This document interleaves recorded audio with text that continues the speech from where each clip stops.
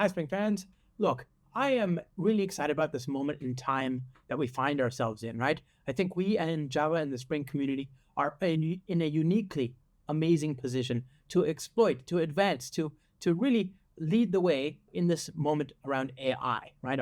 Artificial intelligence. So today we're going to talk about how you can build production-worthy agentic cloud-native services with Spring Boot, Spring AI, and of course, Cloud Foundry. My name is Josh Long. I'm on the Spring team and I'm a Spring developer advocate. And of course, I'm going to be showing you a lot of content produced in joint collaboration with my friend, my colleague, the leader of Spring AI, Dr. Mark Pollock. About me, my name is Josh. As I said, I'm online. If you want to ping me, you can see my email there. I've got a little YouTube channel there. You might join me for that. It's fun. And of course, the code is here. So if you want to follow along and play the home game, don't hesitate to grab that code and do so. So let's talk about AI just briefly here. You can see that AI is not a new thing, right? Obviously, AI broadly refers to a number of different things. And, we've seen people in computer science talking about artificial intelligence as far back as the 50s. By 1997, we get machine learning and, learning from existing data to inform and make decisions and predictions. Nowadays, that kind of stuff, the domain of recommendation engines and the like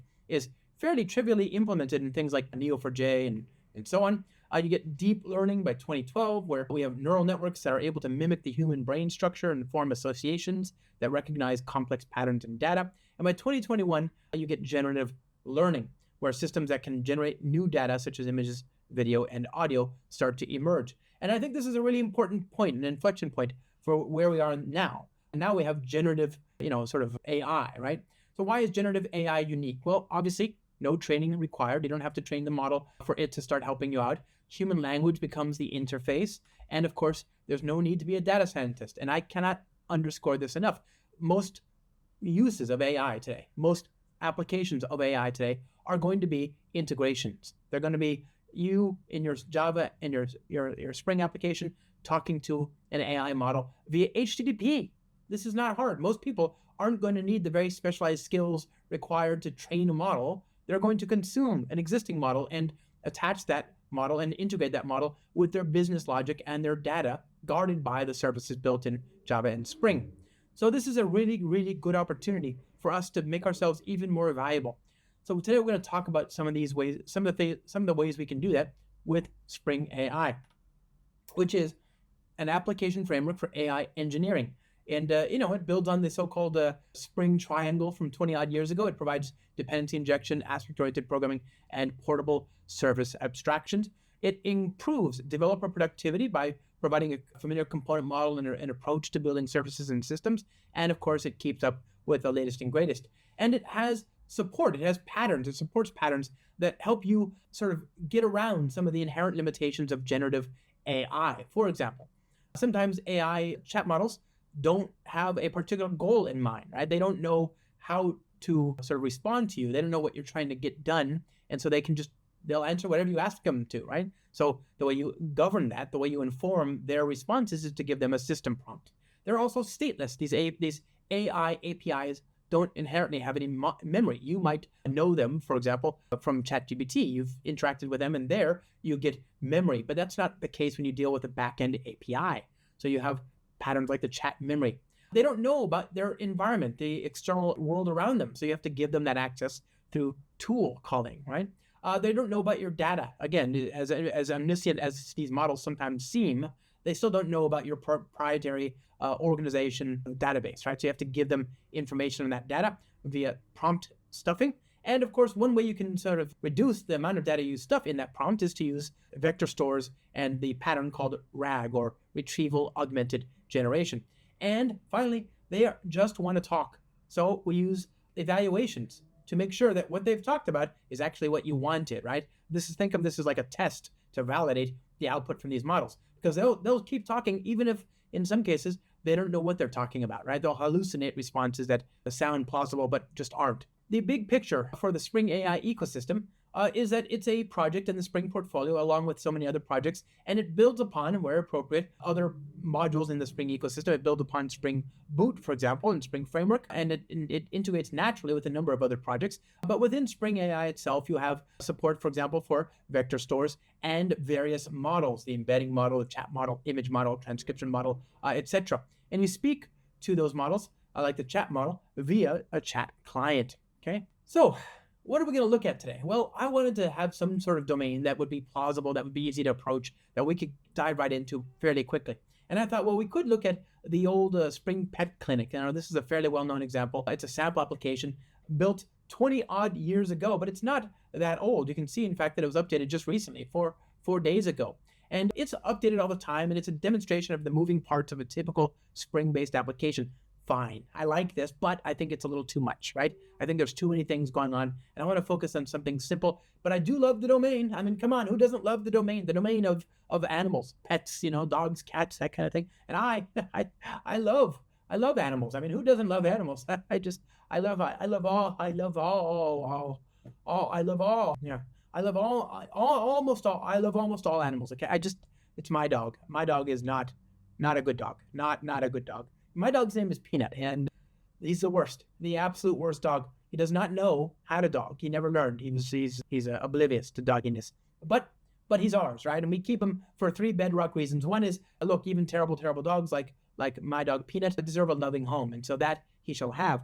Number 2 is ego. Okay, just being real with y'all here. In my home, my partner and my daughter both speak 5 languages, and I only 3.5. So if we didn't have that stupid dog, then I would be the stupidest in the house, and that will not stand. And then finally, just being real with y'all here, just being honest. I mean, come on, look at this dog right here. Look at this. He is so cute, right?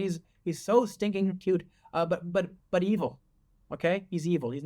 It's pure malice. He's cute on the outside, malevolence on the inside. And so that dog, not a good dog. He reminds me of another dog about which I learned during the pandemic, named Prancer. And Prancer's owner at the time was trying to find a new home for this dog, and so she put out this hysterical ad that went viral in the pandemic in 2021. And she says, "Okay, I've tried for the last several months to post this dog for adoption and make him sound palatable. The problem is he's just not. There's not a very big market for neurotic, man-hating, animal-hating, children-hating dogs that look like gremlins. Remember that. Neurotic, man-hating, animal-hating, children-hating dogs that look like gremlins. But I have to believe there's someone out there for Prancer because I'm tired, and so is my family. Every day we live in the grips of the demonic Chihuahua hellscape he's created in our home." She continues, "He was quiet and just laid on the couch, didn't bother anyone. I was excited to see him come out of his shell and become a real dog. I'm convinced at this point that he's not a real dog, but more like a vessel for a traumatized Victorian child that now haunts our home." She continues that he's never been in the presence of a child, but I can already imagine the demonic noises and shaking fury that would erupt from his body if he were. Prancer wants to be your only child, right? No, doesn't sound like a great dog. At the very least, it sounds like a spicy dog, something that would require a little bit more care. I don't know, whatever. And she signs off. She says, "Oh, he's only 2 years old and will probably live to be 21 through pure spite." So anyway, this dog, this poor dog. I think about this dog a lot. These 2 dogs, my terrible dog Peanut and Prancer, live rent-free in my head all the time. And admittedly, he is a very cute dog. Like, look at that. That's a cute dog right there. I'd pet that dog. That's a cute dog. But yeah, I can see why maybe it's an acquired taste, right? So, okay, to that end, I want to build a service to support adopting dogs, and we're going to build a fictitious dog adoption agency called Pooch Palace. Now, how are people going to find their dog of the dreams, right? Or in this case, maybe the dog of their nightmares. Well, they're going to want to talk to somebody, right?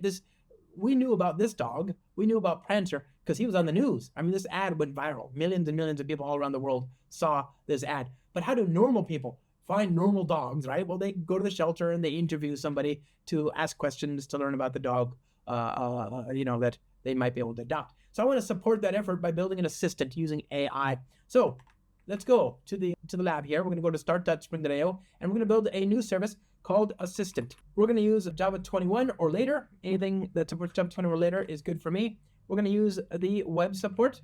We're going to use PG Vector, which is a vector store among many, right? I mean, you can see there's a bazillion different vector stores here, but this is Postgres, which, acts as a vector store. I'm going to bring in the Docker Compose support, so you can get an automatically generated Docker Compose image.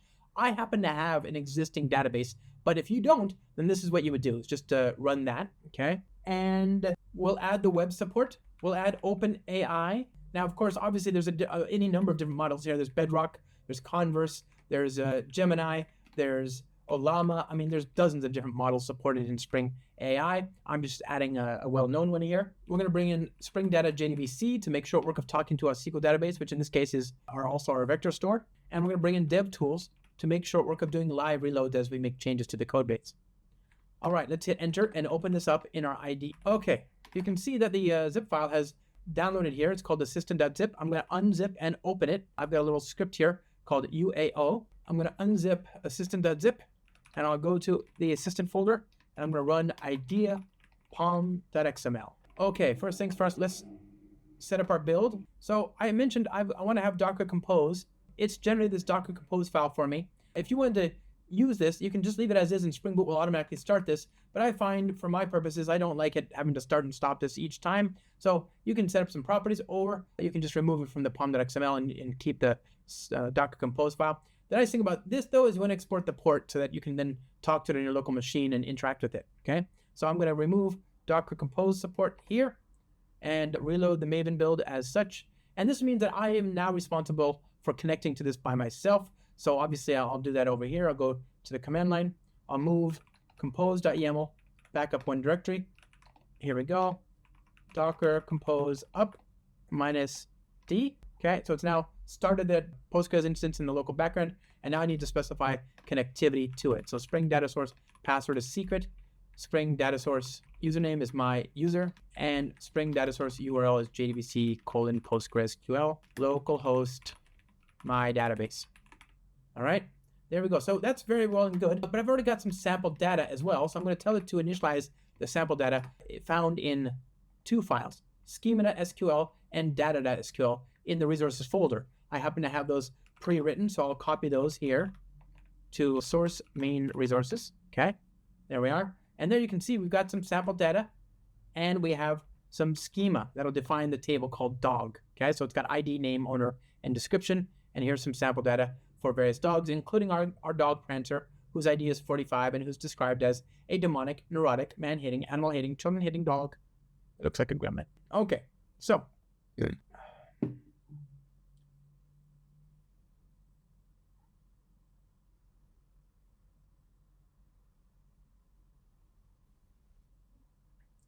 Okay, so that's our application. What are we going to do? Well, we're going to build our AI assistant to help people find the dog of their dreams. And we're going to do that by talking to an AI model, which I'm going to be using OpenAI. But as I mentioned before, you can use anything you want.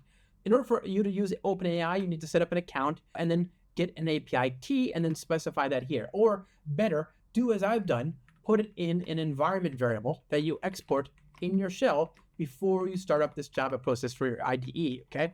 That way, it's in the environment variables and it's not visible to, it's not checked into your source code and that like. So I've done that exact thing. I don't have the environment, I don't have the property here in my property file, but trust me, I've already exported this environment variable, and so I will be able to use OpenAI on my local machine. Okay, so what we're gonna do, we're gonna build a controller here that's gonna answer questions. So adoptions assistant controller, yeah? And for us to do our work, we're gonna create a constructor that sets up adoptions assistant controller. We're going to set up a chat client, okay? So the chat client is a client that allows to talk to the chat model that's been auto-configured for us by that OpenAI API key. So we'll create the chat client here. We'll say private final chat client AI. I'll say this.ai equals builder.build, okay? So there's that. And we're going to have an endpoint here where we're going to make a request for a given user of the model that it will answer to help us and find out about these dogs. So inquire path variable string user, and then request param string question. Okay. Now, what are we going to do? Well, let's just forward the request to the model. So we're going to say model prompt. That's the text that you're going to send to the model over the wire, and we're going to pass it a user prompt. That's our question from, guess what, the user. Okay. Then we call .call, and then we call .content. Okay. And then finally, we need to, make sure that this is all good. And let's go ahead and start this up and see what we get. Oh, we got an error about this being present as well. Make sure to delete both Docker Compose dependencies in order for that to work. Restart. There we go. So that's up and running. Great. And I guess we can try it out. Let's go to the browser here at the console. HTTP 8080 JLong inquire question equals. And then, we'll do a form post Maybe I'll make it a Git mapping just to make this a little bit easier. Okay, restart that. And then we don't need to have all this extra stuff for now. And so the question will be, what is the question? The question will be, my name is Josh. That's not a question. And it says, hey, nice to meet you, Josh. How can I assist you today? Great. Okay, we're definitely talking to somebody or something, right? Oh, okay. Now let's ask it, what's my name? Ruh-roh. It says, I don't have access to personal data about individuals unless it's been shared with me in the course of our conversation. So I don't know your name. And if you'd like to share it, feel free. We just established my name, man. Like, I don't know what it is about me, but people seem to forget me very quickly. It's got to be a me thing. I don't know.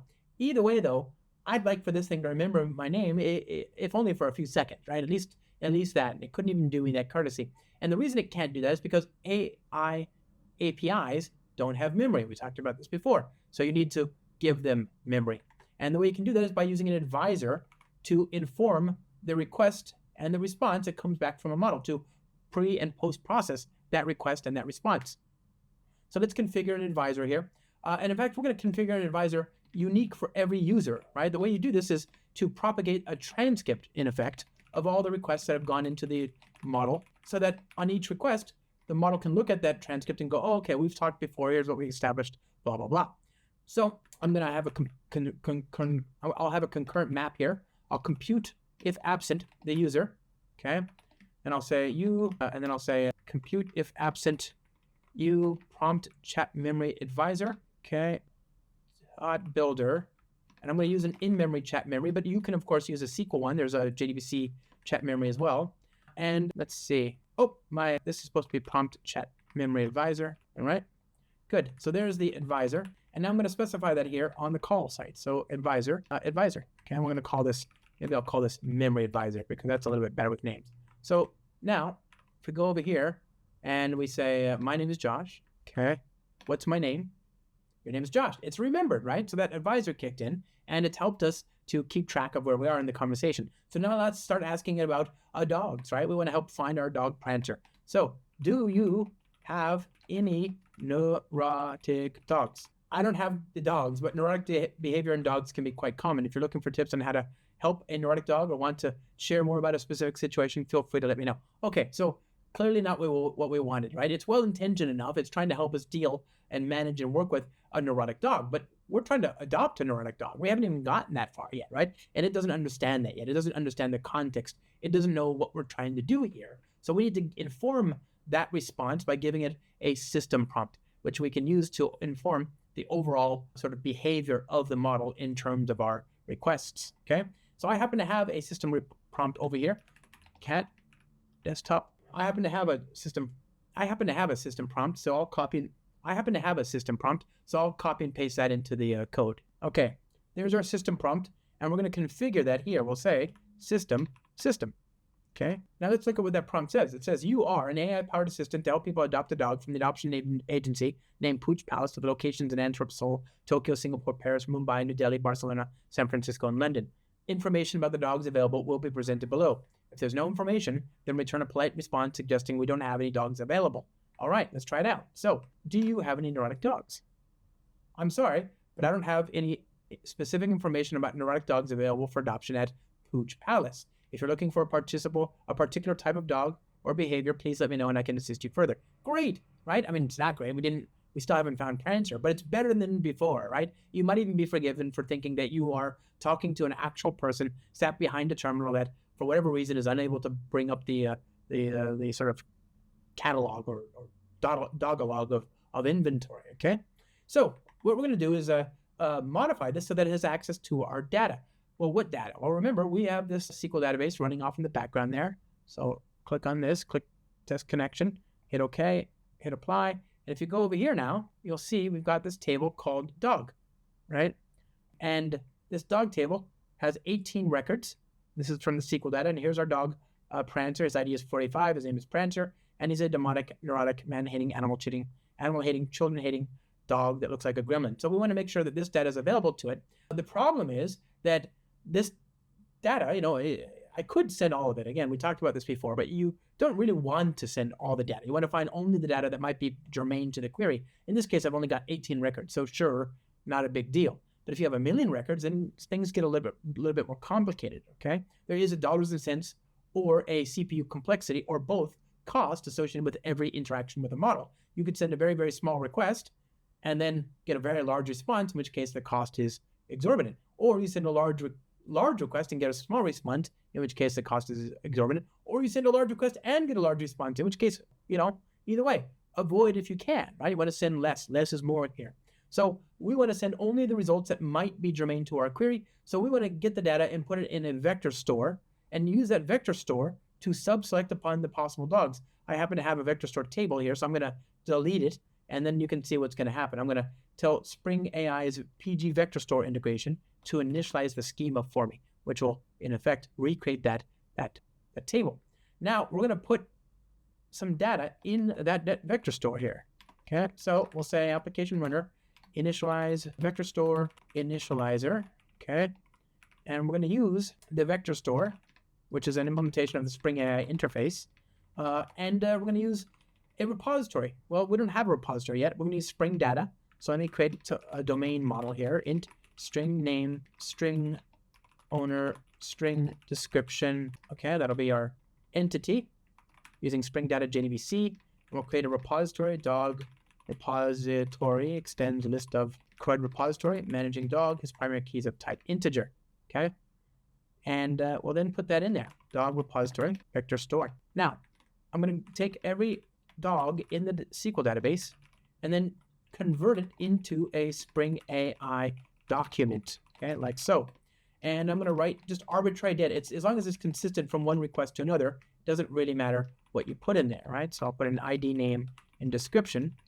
There's no schema, is I guess what I'm going to say, right? It's just going to be dog ID, dog.name, dog.description, and we'll then write that out to the vector store. So list.of document, okay?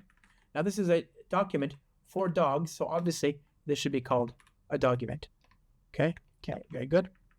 Let's initialize that, and there's my initializer. We don't want to run this initializer every single time. We just want to run it the very first time the program starts up. So let's do a little check here just to make sure we don't reinitialize it, because this is complex. It's costly, right? It takes time. So I'll have a little guard. I'll say, let's check the SQL database using the JDBC client here, .builder, whatever. So we'll say db.sql select count all from vector store, right? And we want to say query, and we want to map that result into an integer and get a single response back. Okay, there's that. And we'll say var count of vector store rows equals that. Okay, should equal 0, or it does not equal 0, then just return. Don't bother running this again. Otherwise, then run this initialization code. Now, where do we get this JDBC client? Well, that'll be a Spring Bean that we'll define over here. So bean JDBC client, JDBC client dot builder. Oh, we don't need the builder, so we'll say return JDBC client dot create, passing in the data source. Good. Okay, so let's go ahead and restart the application and see if that changes the behavior of our request or the values that we get back from the response. And there's this. So you can see in the console here in the output, it's initializing. If you refresh this table, there we go, vector store. How many rows do we have? We've got 18. All right, let's try now. So, do you have any neurotic dogs? I'm sorry, but so it doesn't know about the dogs yet. That's because we have to tell the chat client now then through an advisor to go into the vector store and search for any germane results. And we can do that by using an advisor provided by Spring AI, but we have to add that dependency here. So let's do that here, dependency, Spring AI advisors vector store. So it's org Spring Framework AI, reload this, and then restart. So now, go back over here. Do you have any neurotic dogs? Okay, still, we don't know yet, because we haven't, now that the type is on the class path, we can finally make it available here. So we'll say question answer advisor, default advisors advisor, okay?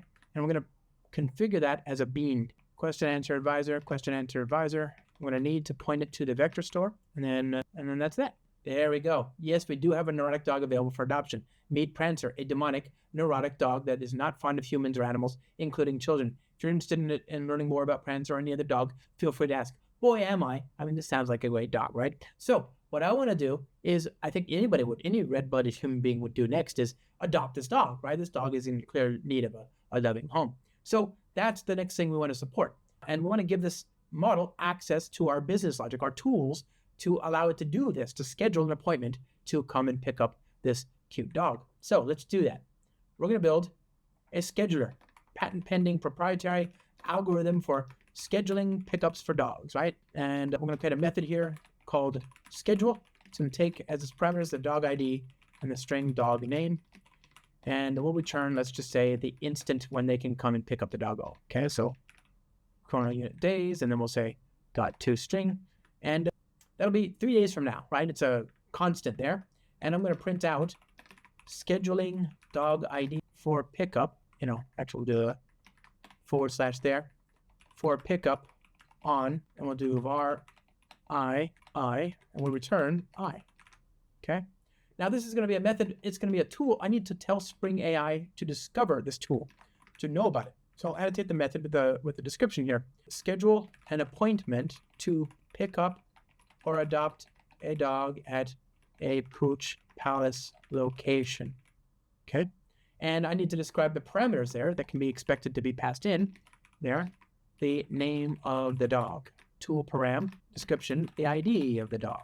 Yeah, so straightforward enough, right? We're just telling the AI model using human language inputs what the shape of this method looks like and what parameters it is expected to take.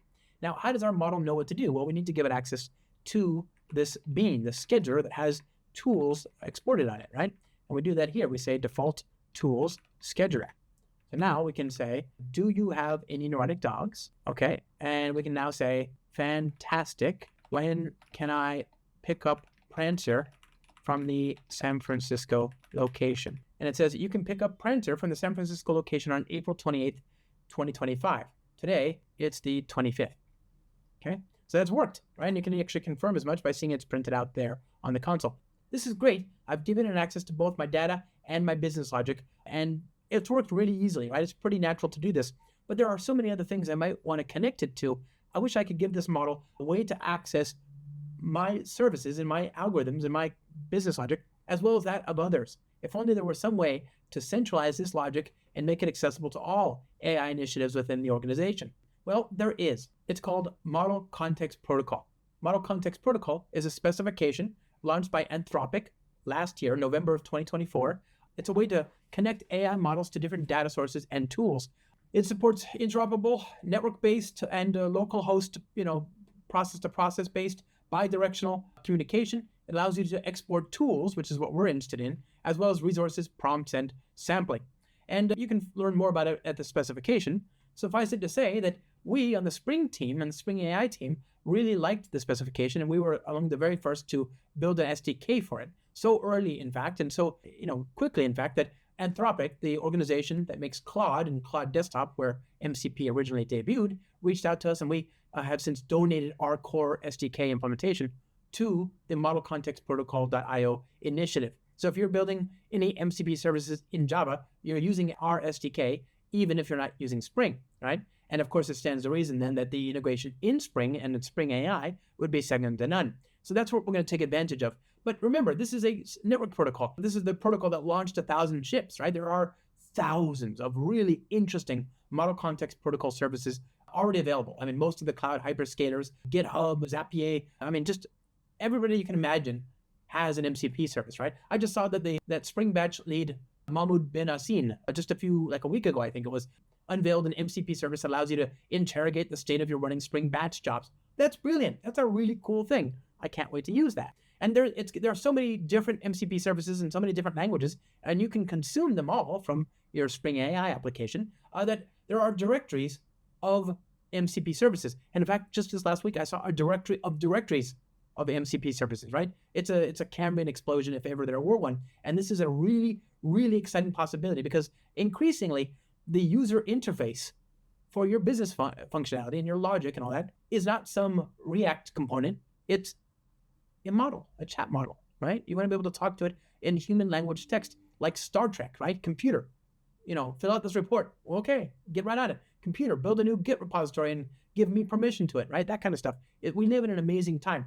So what I want to do is to extract that scheduling logic into a specialized scheduling service and export it via MCP and consume it from my AI application. Let's do that now. We're going to go back to the lab again. Here, I'll go to start.spring.io, and I'm going to build a scheduler service. Okay, web MCP server, and hit enter, and go back up here, and then I'm going to do unzip scheduler.zip, cd scheduler idea pom.xml. And in the scheduler, I'm going to take the code that we just painstakingly labored over, this assistant, and extract it into this. I'll cut and paste it. And I'm going to tell the scheduler to export it for consumption as an MCP tool, like so. All right, so there's that. And I'm going to run this in port 8081. Okay, 8081. So let's go ahead and spin this up. It's up and running. Now we go back to our service, and we've got a little dog adoption scheduler shaped hole in our code, right? Well, this is no longer there, but we want to connect this not to that local object, but to that remote service. And the way we can do that is by creating an MCP client. So we'll go over here, MCP sync client. Oh, we don't have the type in the class path. Go back over here. We're going to add a dependency, MCP client. There it is. Add that. Hit OK. Do the reload. Restart the JVM. Okay. Now, MCP sync client. Okay. Client. And we're going to say new sync client. All right. Now, where does this bean come from? Well, we need to define that as well, like I said. So we'll go back over here. Bean MCP sync client. Okay. This doesn't need that. And then we say var MCP equals MCP client dot sync HTTP, and it's going to look for a MCP client transport, and that'll be HTTP. It'll be HTTP client SSE client transport. So HTTP client SSE client transport dot builder, passing in the base URI. Actually, that base URI, maybe we extract that out as a value. I'll extract it out from this environment variable called adoption scheduler host. If it's there, I'll use that. Otherwise, I'll use localhost 8081. I'm going to just inject that as the host, and we'll use that to inform the value that we give it here. So HTTP plus host. Okay, and we're going to build that right there. No problem. You can actually extract that out if you like. Transport var, and then we turn MCP after we've initialized it. So MCP initialized, great.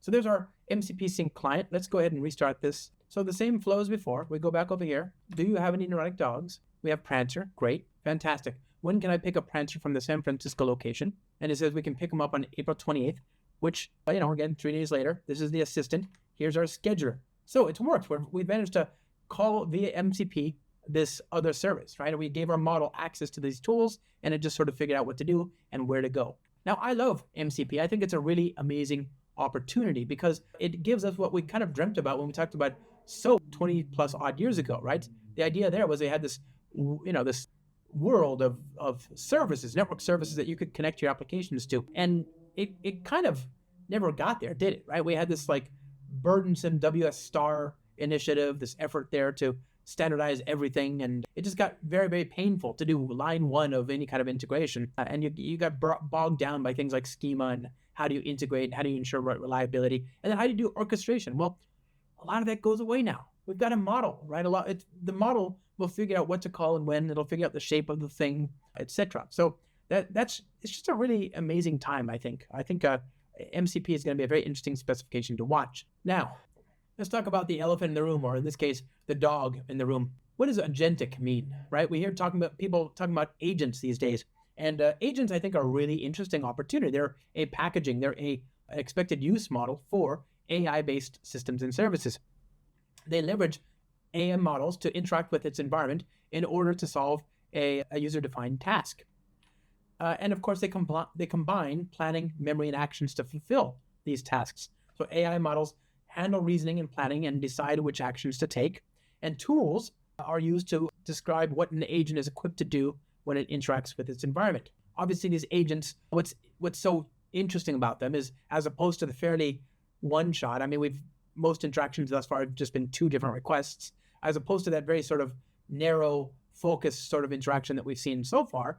The idea with an agent is that you have this perhaps iterative approach to solving a problem. So you have a plan, reasoning and planning, then you execute some action, and then you validate whether it's done, and you complete the objectives, right? And this is a cycle. And so really, agents are just, it's just AI in a for loop, right? Or a while loop. And I think that's really a very natural sort of next step, right? Is this, if we have the ability to use AI, why not iterate? You get a lot better results this way. Sure, it might cost more and take a little bit longer, but you can then validate the output of a previous attempt and then improve upon it.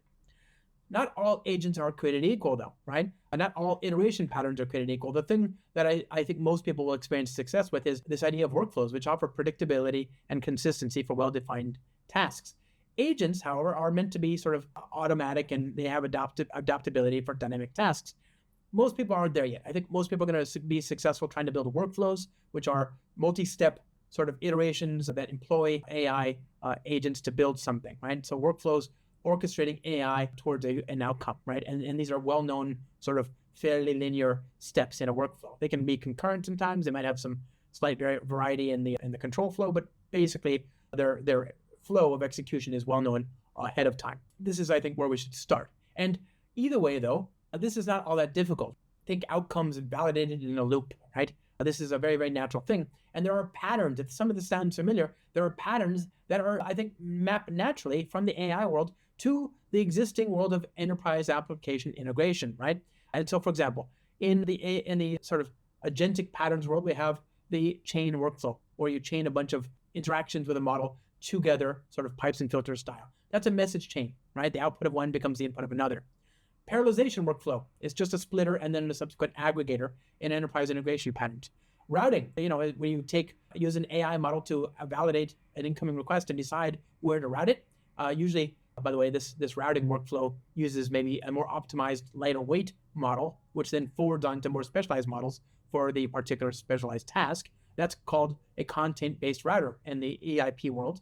Orchestrator workers and evaluator optimizers are mapped to workflow engines, like process engines. It's called the process manager pattern in the enterprise integration patterns world. So these are not new things. I mean, we've got software to do this. And again, the Java community here is very well positioned. How do you build these kinds of things today in Spring and in Spring AI?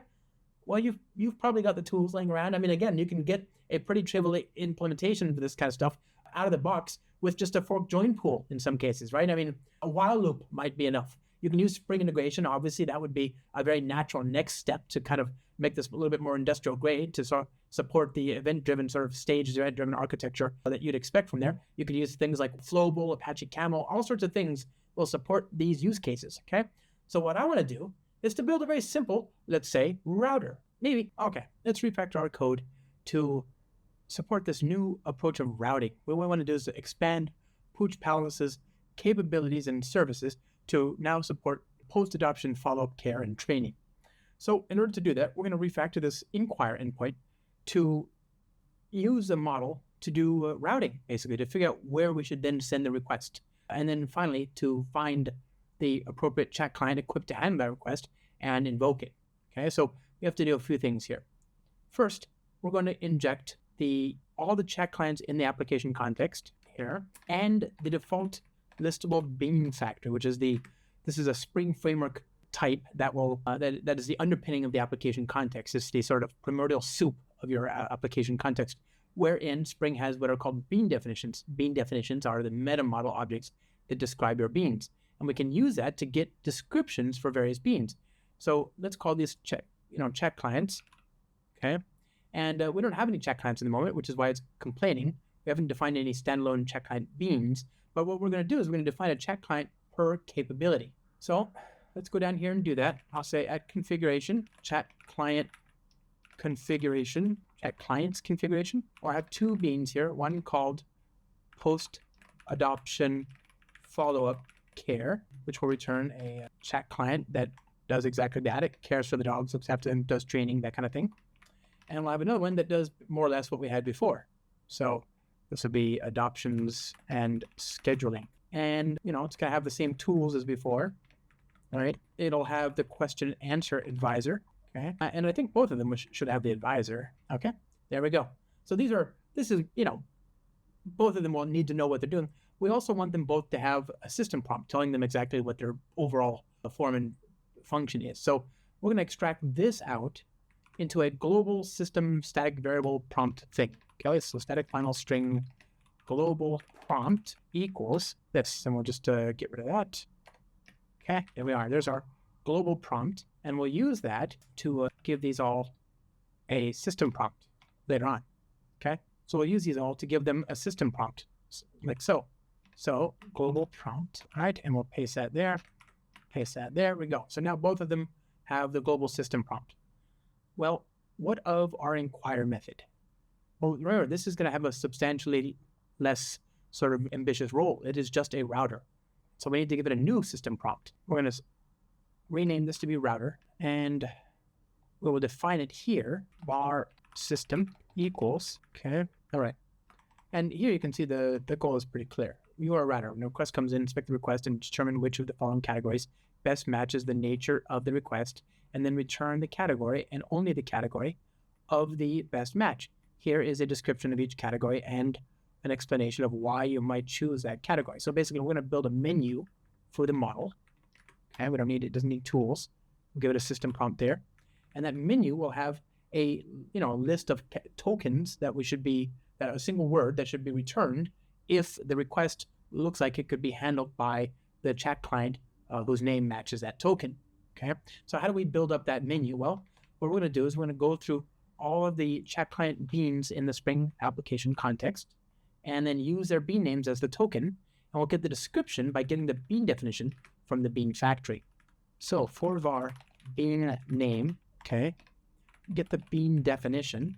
This is a bean definition object from the bean factory. Get bean definition, bean name, okay, and we want to get the bean definition description, okay, dot get description. Now, what is this description? Well, we can add descriptions to these chat client beans, and we'll do that in just a second. And we're going to use that. We're going to say, okay, system is equal to, we want 2 new lines, let's say, and then we want the bean name, which will be the category, equals, or maybe semicolon, and then plus, and then the description, and then some more new lines like that. Okay, so we'll add that description there. We'll print it out, and there we go. We got the system.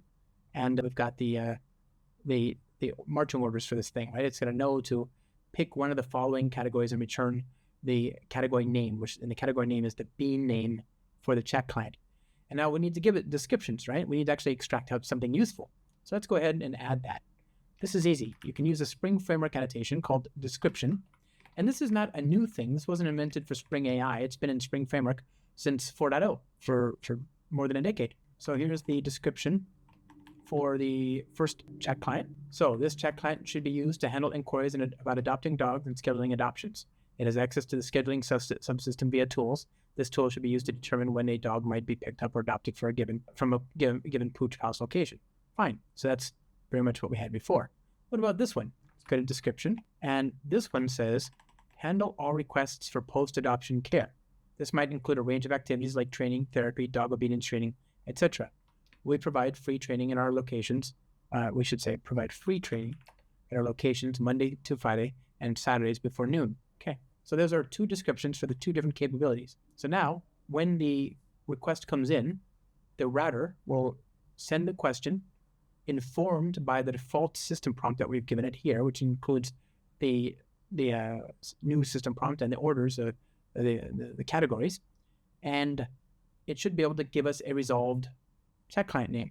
So we'll say resolved chat client equals this dot router dot prompt dot call dot content. We want to give it a user prompt, which is the question, and then give it so let's try that out, just that by itself. If we've done it correctly, we should be given back the name of a bean that we can then invoke and forward the request to. So let's try it out. Do you have any neurotic dogs? Adoptions and scheduling. Great. Can you help me train my disobedient dog? Post-adoption follow-up care. Fantastic. So now we know where to route these requests. Let's actually make sure that it does that. Delegate chat client equals this dot, and we need to inject that. Remember that map of beans? Let's make that available here. We'll call this final map string to chat client delegates, let's say. And we'll go over here. We'll say this dot delegates equals chat client map. And then when we go back over here, we can say delegates dot get resolve chat client, right? And that's a string, right? Resolve chat client dot prompt dot call dot content dot, and there we go. So now we have to override the prompt here, the system prompt. When I make the system prompt equal to the global prompt plus the description, right? So I again want to get the bean definition description, and it's starting to be sensible to me that we extract out that functionality into a separate method. So let's do that. What can I say? I want all of this. I want to extract this out into a new method. So refactor. Actually, the only thing I need is the name, and I want the string back. So refactor, extract method. Okay, bean definition description. Fantastic. Got it.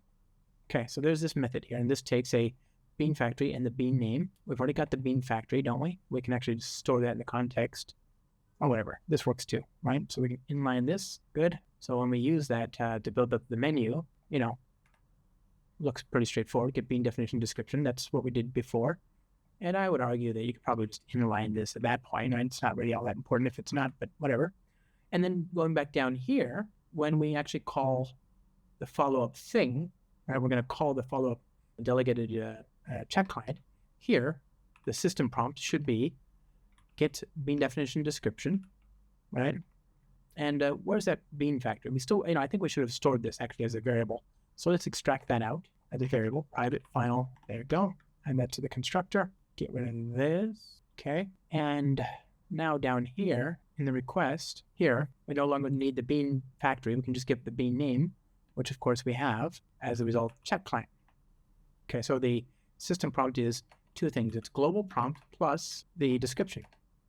Okay, so we're going to send that in to the delegate. We're going to say, okay, you are an assistant to help people adopt the dogs, and then specifically handle, post follow-up care versus handle this or that or that. We can remove this. I might rename this to be just description for chat client. I think that's pretty good, but we still have a few things we need to, I think it's looking pretty good, but we have a few things we need to care for. First of all, we need the memory. Can't get rid of that memory. So the delegate gets the memory, right? So advisor, prompt, advisor, pass in the memory advisor, and then we need the system, the user question, which is, after all, the reason we're here, passed into the delegate. So now we start that. Looks pretty good. Let's restart now. Okay. Do you have any neurotic dogs? Yes, we have a dog available for adoption. Meet Prancer. Fantastic. Can you help me train my disobedient dog? Yes, I can help you with training your disobedient dog. We have free training at our locations from Monday to Friday and on Saturdays before noon. Okay, so now we've got our agentic content-based router kind of thing, right? Using AI to inform and drive the behavior and execution of other AI. Isn't this amazing? It's not all that difficult to understand either. We're just using AI to inform or validate the execution flow of AI in the system. So I think we're in a good place. Now, let's talk about getting this thing to production. When we think about production, we have to make sure that our code is well-behaved in a production environment. So I want to make sure, first of all, that our code scales. Remember all this I/O that we're doing, waiting for bytes to come back between the service and the model that we're talking to? That is blocking I/O. And blocking I/O is the enemy of scalability, because blocking I/O sits on top of a thread and it monopolizes that thread until the blocking I/O is finished. That's a long time, especially since the thread is not otherwise doing anything. It's just waiting. So we can have that waiting happen off of the thread by using virtual threads. So we just switch that to that, and now we get a lot better scalability. Seriously, try it out. You can add load. You'll see this is a much better scale number than what you had before. You can handle more requests to the model and to other things with the same computer, with the same capacity. The other thing I'd encourage you to do is to set up the Spring Boot actuator. Because remember, all this time I've been making requests to and from OpenAI, and it's been doing just fine, but it's just one single use case. And I don't really know how complex or how costly those calls have been. So I'm going to use the actuator to export information about my application. I'll say health show details always. Okay, let's go ahead and restart the application with the actuator in place. And I've done maybe something you shouldn't do. You should be a little bit more rigid. I've exported everything. So now let's go here, localhost 8080 actuator. I'll drive a request there. Let's go back to this now. Refresh. And you can see we've got a lot of interesting stuff here. The usual stuff, but still, you want your health indicator, for example. Your health indicator tells you whether your file system's good, your components you've got. You've also got the metrics endpoint. And here, you can see Gen AI client token usage. So we go here, put that in. You can see that we've got a lot of information.